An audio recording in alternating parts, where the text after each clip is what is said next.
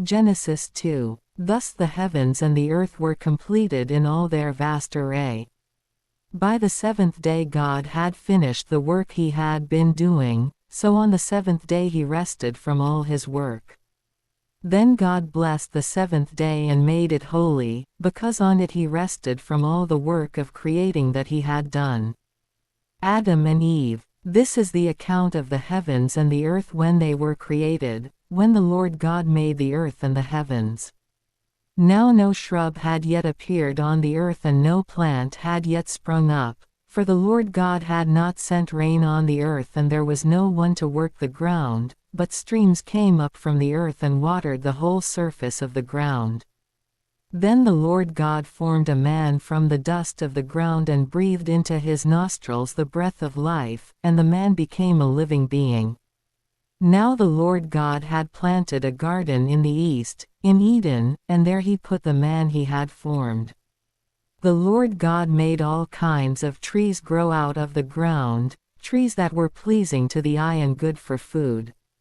In the middle of the garden were the tree of life and the tree of the knowledge of good and evil. A river watering the garden flowed from Eden, from there it was separated into 4 headwaters. The name of the first is the Pishon, it winds through the entire land of Havilah, where there is gold. The gold of that land is good, aromatic resin and onyx are also there. The name of the second river is the Gihon, it winds through the entire land of Cush. The name of the third river is the Tigris, it runs along the east side of Ashur. And the fourth river is the Euphrates. The Lord God took the man and put him in the Garden of Eden to work it and take care of it. And the Lord God commanded the man, "You are free to eat from any tree in the garden, but you must not eat from the tree of the knowledge of good and evil, for when you eat from it you will certainly die." The Lord God said, "It is not good for the man to be alone. I will make a helper suitable for him." Now the Lord God had formed out of the ground all the wild animals and all the birds in the sky. He brought them to the man to see what he would name them, and whatever the man called each living creature, that was its name. So the man gave names to all the livestock, the birds in the sky and all the wild animals.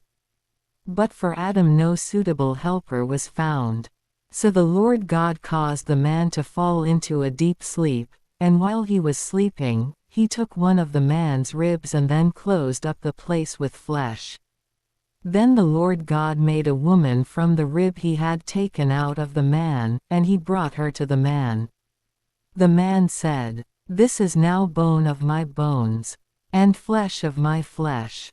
She shall be called woman, for she was taken out of man.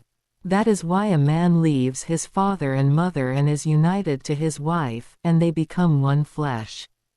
Adam and his wife were both naked, and they felt no shame.